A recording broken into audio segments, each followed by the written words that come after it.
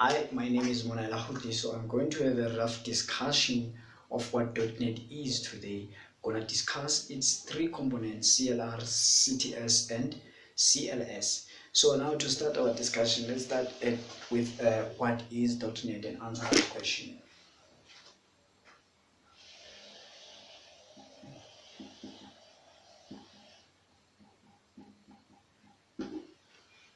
What is .NET? .NET is simply a software development framework for the family of Windows operating system and other non-Microsoft products such as the Macintosh operating systems, Unix, and Linux operating system. Let's write that down.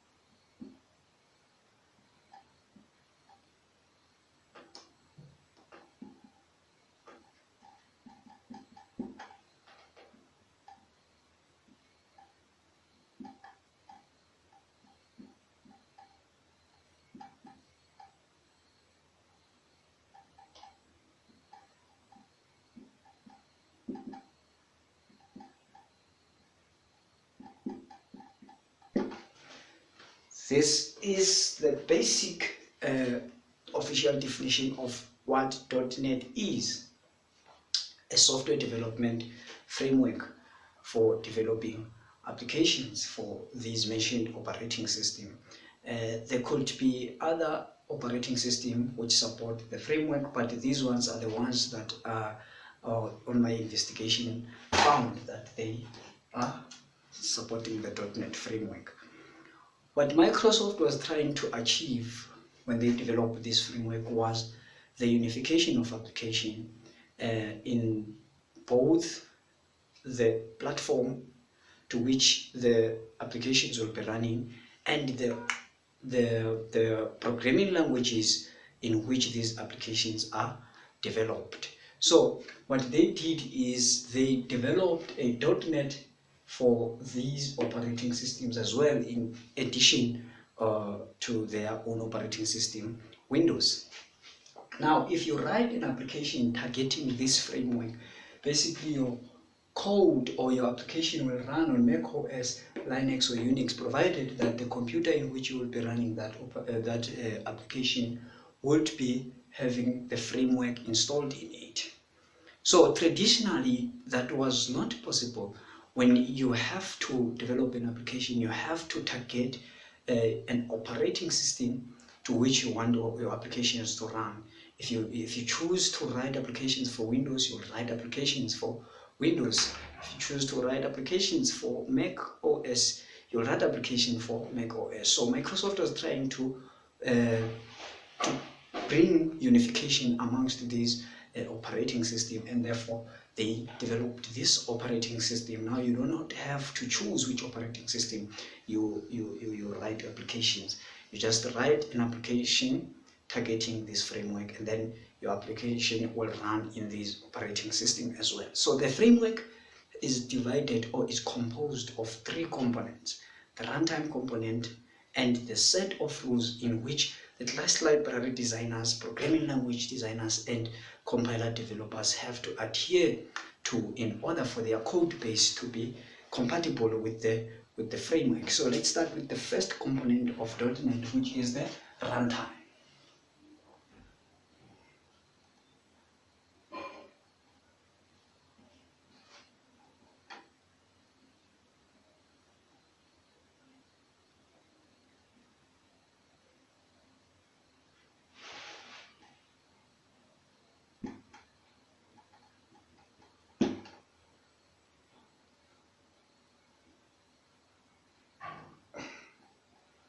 CLR, it's an abbreviation which stands for Common Language Runtime, and that's the runtime component of the framework.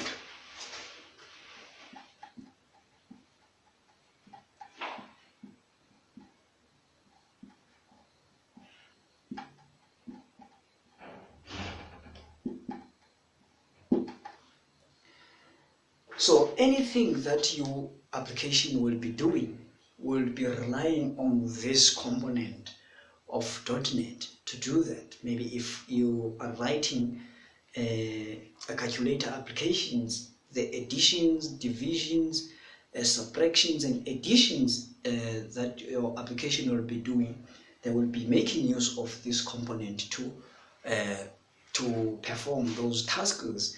And the other responsibilities of this component is memory management and thread coordination. Those two tasks are the most difficult tasks in software development. If you have ever asked to write an application, a multi-threaded application in C#, you would agree with me that it is very difficult to write an application, a multi-threaded application that is properly coordinating the threads and that is properly managing the allocated memory. And if you don't do those things right, your application will have a lot of issues like performance issues, because if you, for example, you don't manage the allocation and deallocation of memory properly, your application will perform a lot of tasks and there will be a lot of memory which is allocated and it's not released even when it is not necessary to be allocated. So the .NET framework and this component in particular does the deallocation and allocation of memory automatically for you. You don't have to manually manage memory. You don't have to coordinate threads. All those things, they are taken care of by this component of .NET. So let's write these responsibilities which are performed by this component.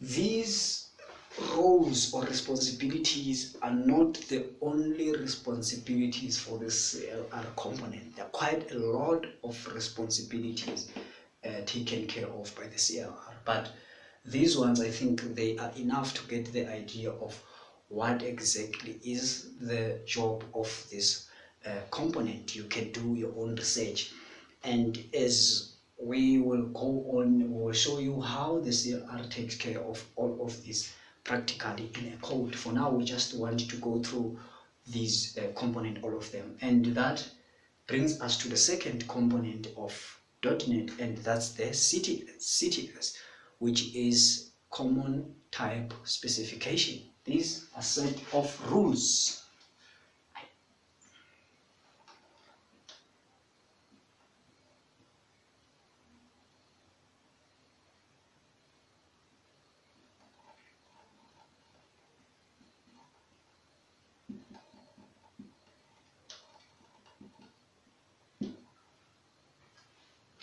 Common type system is basically a set of rules about which the class library designers, the compiler designers in programming language developers have to abide by for their code to be compatible with this framework. So here what they basically do is to answer questions like, or maybe to set the rules on how the programming languages should create different data types. As we know, the first reason, number one reason to write softwares is to process data, is to take data as an input, process it, and give an output as data. So therefore, there are different types of data that we process in our applications. For example, we might have to process numbers, we might have to process maybe a list of names and work with data like that, and we might have to work with dates and time. All these are different types of data, and how they are allocated in how memory is allocated to store the values that represent these data items is different, and it's listed under this specification. So when you write your application and you abide by these rules, then your application will work properly. So let's write the rules of this component, rules of CTS. Let's first write that it details my marker details a set of rules by which developers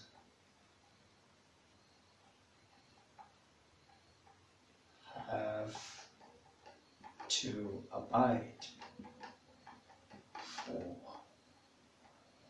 their code to be compatible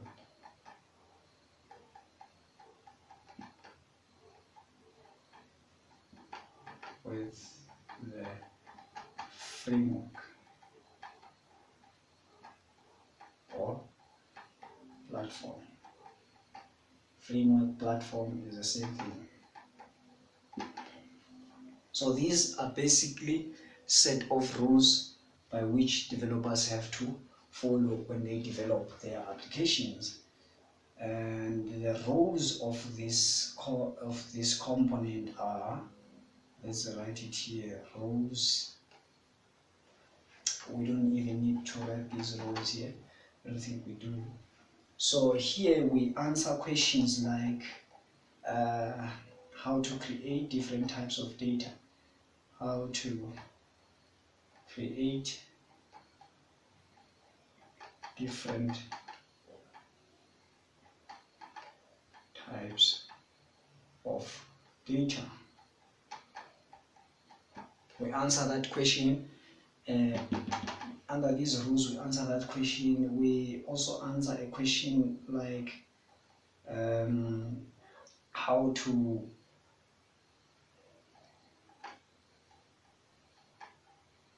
create different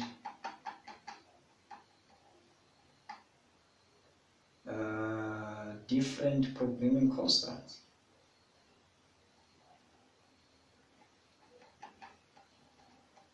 Different programming construct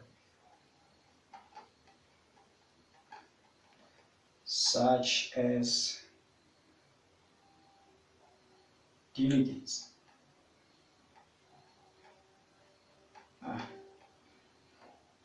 methods or functions,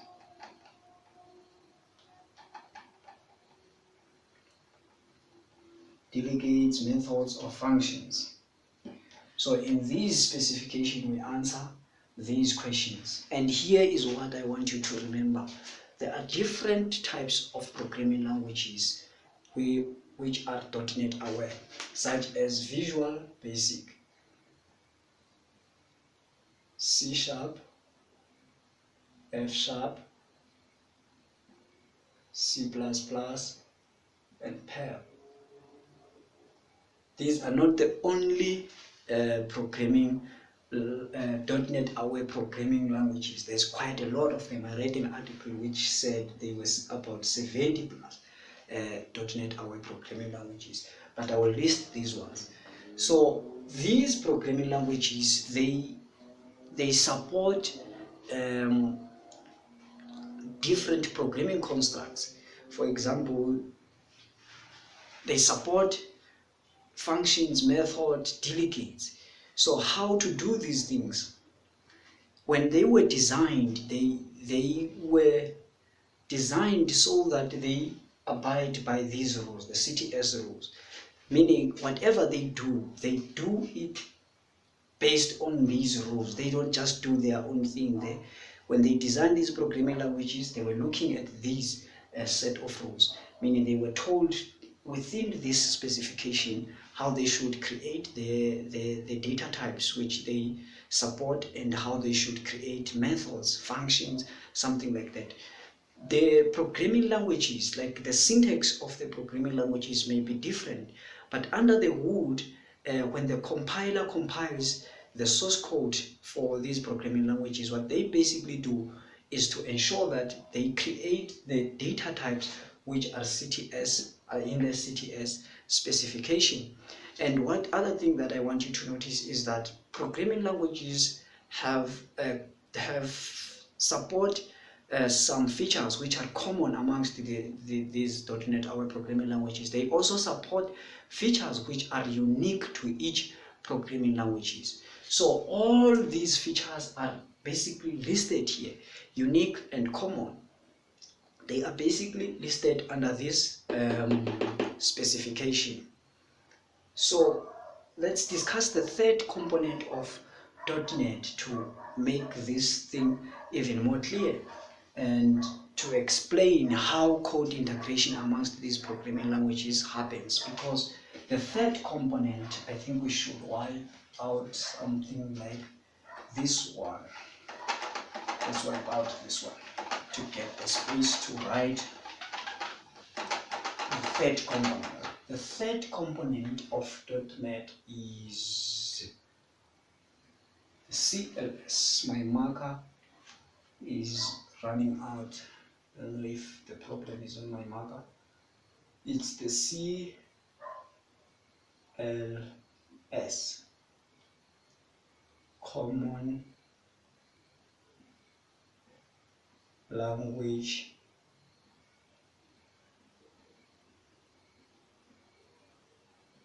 Specification.